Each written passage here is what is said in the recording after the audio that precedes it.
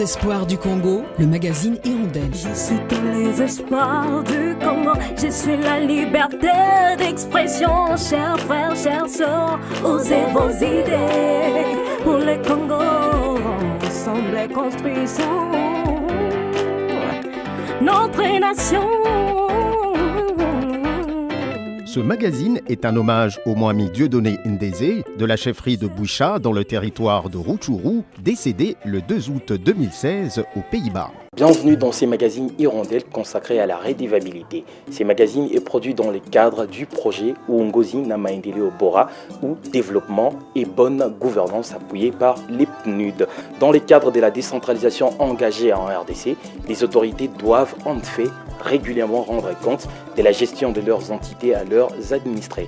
Les personnes élues doivent elles aussi rendre compte du mandat que les électeurs leur confient. Comment la rédévabilité est-elle concrètement traduite dans les entités territoriales décentralisées du Nord Kivu? Comment les citoyens perçoivent-ils la rédévabilité de leurs élus? Nous allons vous proposer dans ces magazines un reportage réalisé dans la chefferie des Bouicha en territoire des Rutshuru.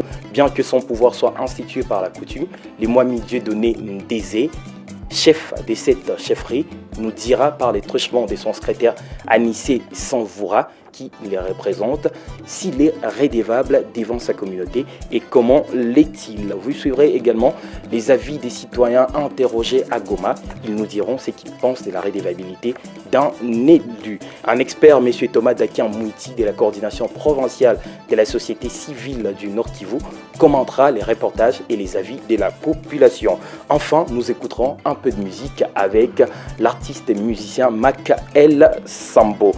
Merci de votre fidélité à tous les espoirs du Congo, les magazines Hirondelle.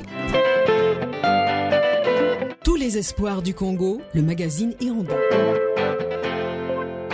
À 70 km à l'est de Goma, chef-lieu de la province du Nord Kivu, la chefferie de Bouicha est l'une des entités territoriales décentralisées du territoire de Rutshuru. Nous avons rencontré dans son fief son secrétaire Anissé Sanvoura. Il nous dit s'ils rendent compte de l'administration et de la gestion de leur chefferie à leur communauté.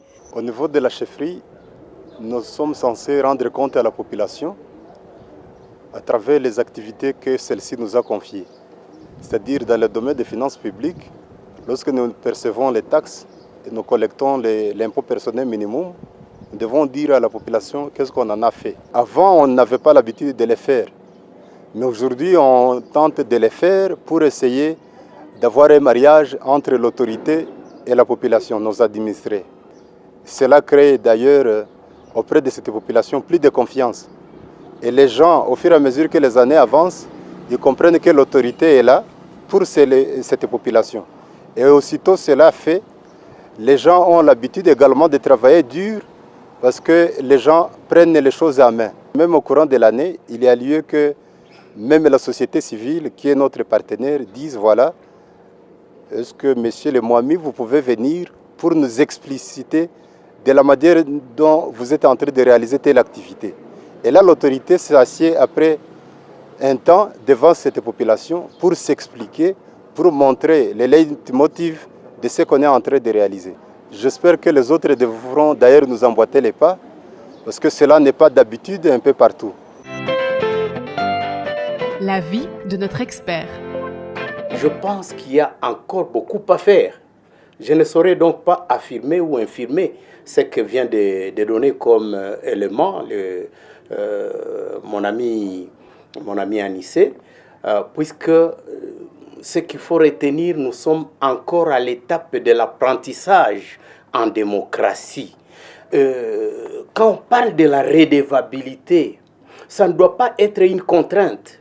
Ça ne doit pas être un aspect tel qu'il vient de le soulever que souvent on me demande de venir donner une explication par rapport à une activité selon les taxes perçues, l'impôt minimum. D'abord, il faut rectifier. Il n'y a aucune entité qui perçoit en RDC le CPM. Ça ne se fait pas encore. Nous, à la société civile, on est en train de solliciter que ça se fasse, puisque quand vous rentrez dans l'histoire de la province, vous allez comprendre que la route Goma-Walikale n'a été construite qu'avec l'impôt minimum. Et donc, si ça revenait, ça peut nous aider à résoudre beaucoup de problèmes. Je pense que la redevabilité, c'est encore au niveau du vocable, tout simplement. Mais ça ne se fait pas encore de manière systématique telle que souhaitée par une démocratie enracinée. Qu'en pensent les citoyens?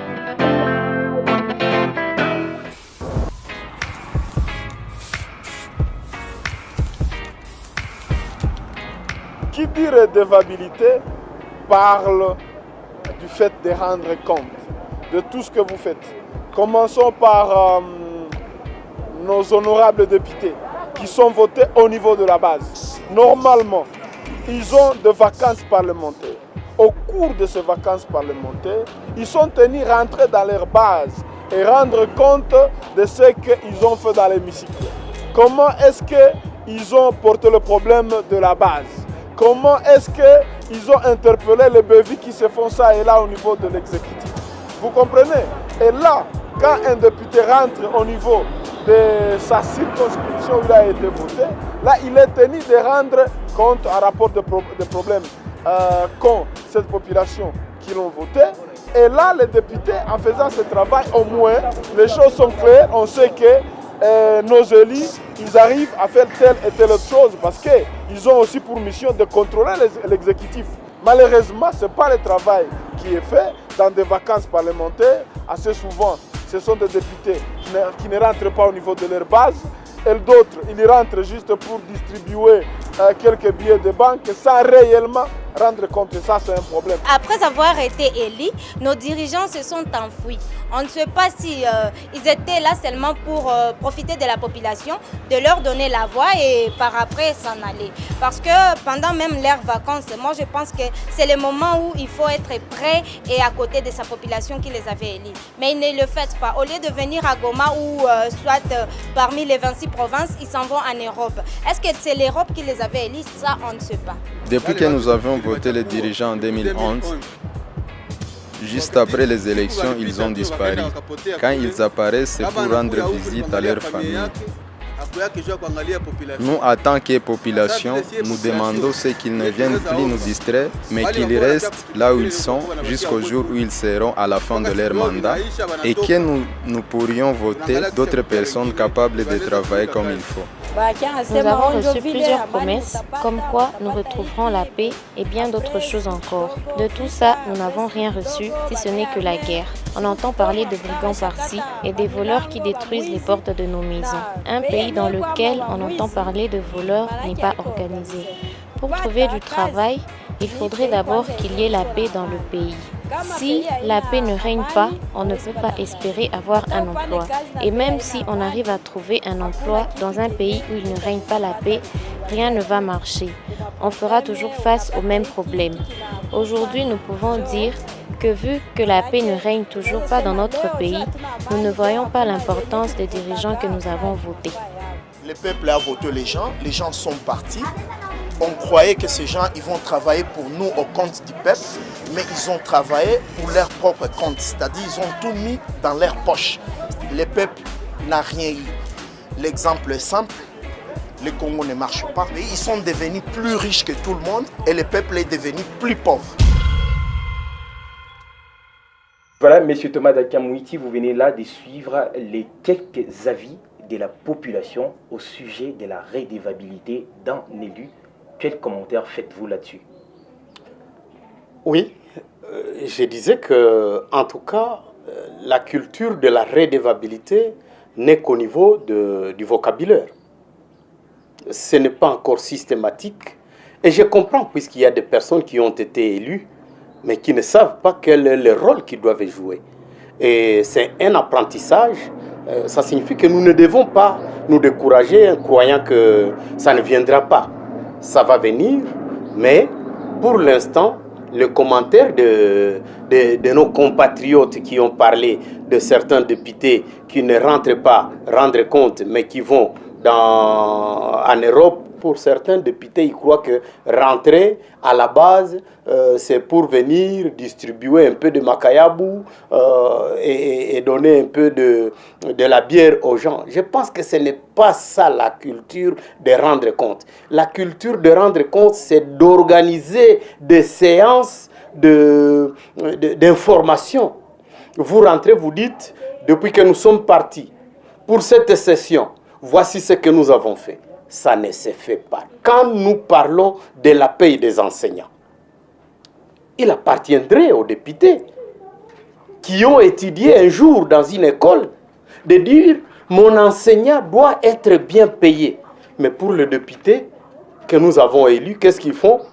D'abord, eux, ils ne défendent que leurs intérêts. Au lieu de défendre les intérêts de leurs électeurs, de la population, ils défendent leurs intérêts. Tout ça, ce sont des questions importantes de manque de civisme. Donc, kukuwa civilisé, ingali inatukosea. Cela interpelle les électeurs. C'est pourquoi, lors des élections, il ne faut pas dire « moi, je n'irai pas voter ». Il faut y aller pour voter un homme qu'il faut. 2, il ne faut pas dire que je vais voter selon la colline, selon la rivière. Il faut voter l'homme qu'il faut.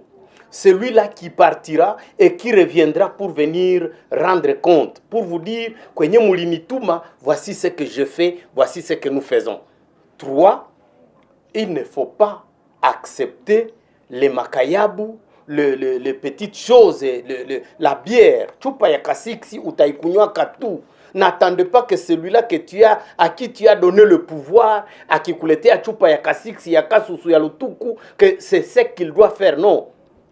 Les députés doivent savoir que la redevabilité, ce n'est pas de venir acheter de la bière, ce n'est pas de venir distribuer des makayabou et des pagnes, c'est de donner l'information. Tous les espoirs du Congo, le magazine Irondé. Terminons ces magazines par la musique avec l'artiste et musicien Mac El Sambo que nous avons annoncé au début de ces magazines. Mac El Sambo, quelle chanson avez-vous prévu de nous fredonner aujourd'hui sur ces plateaux? La chanson que je vais vous jouer tout de suite s'intitule La redevabilité. Bien sûr, une chanson qui a trait avec la thématique que vous avez développée depuis le début de ce magazine. Assurément, et on vous écoute.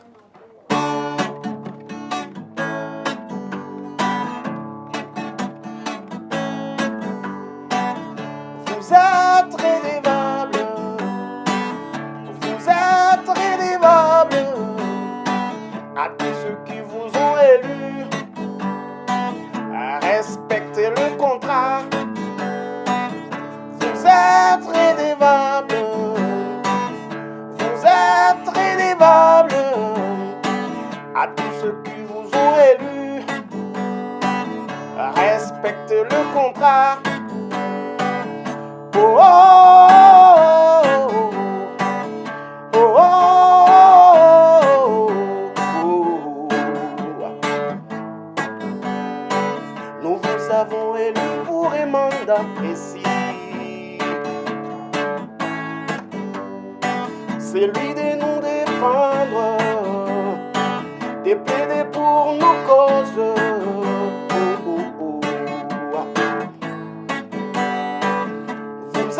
Redevable. Voilà, c'était l'artiste musicien Mac El Sambo, un artiste qui s'était de lustre en lustre dans la ville de Goma. Mac El Sambo, avant peut-être de vous laisser partir, comment jugez-vous la redevabilité de nos élus à tous les niveaux, à tous les échelons? Parce que je sais que les artistes savent bien peindre les histoires de la société. Bon, en quelques mots, je dirais que la démocratie ici chez nous, elle est encore trop jeune. Et parfois, quand vous élisez les gens, ils tâtonnent, ils ne savent pas ce qu'ils doivent faire. Pendant la première législature, ils ne savaient pas comment se tenir, comment défendre les droits de leurs électeurs. À la deuxième législature, nous voyons que il y a une minime amélioration. Mais par rapport à la redevabilité, je crois qu'il y a encore beaucoup de choses à faire parce que certains élus ne comprennent pas ce qu'ils doivent aller faire à l'hémicycle, ce qu'ils doivent aller faire au Parlement. C'est donc, en bref, la redevabilité a encore du chemin à faire ici chez nous. Les prétendants députés, les prétendants sénateurs doivent encore beaucoup apprendre et comprendre, connaître ce qu'ils doivent faire à l'hémicycle. Merci infiniment, vous Maquette Sambo. Nous vous remercions d'avoir accepté notre invitation. C'est moi qui vous remercie. Ces magazines touchent à sa fin. C'était tous les espoirs du Congo consacré à la redevabilité, un magazine Hirondelle appuyé par les PNUD dans le cadre de son projet Uongozi Bora na Maendeleo, développement et bonne gouvernance. Merci au secrétaire du Mwami, à Anissé Sanvora de la chefferie des Boucha. Merci à Thomas Dakin Mouti de la coordination provinciale du Nord Kivu. Merci à l'artiste musicien Makael Sambo, à ceux qui ont répondu à nos questions à Goma et à vous tous qui avez suivi ces magazines. À bientôt.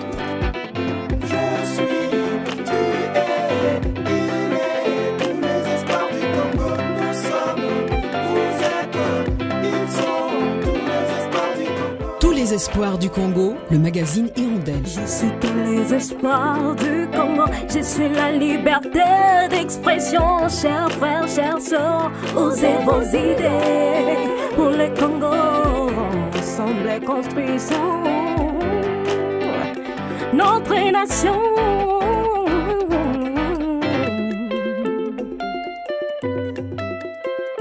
Je suis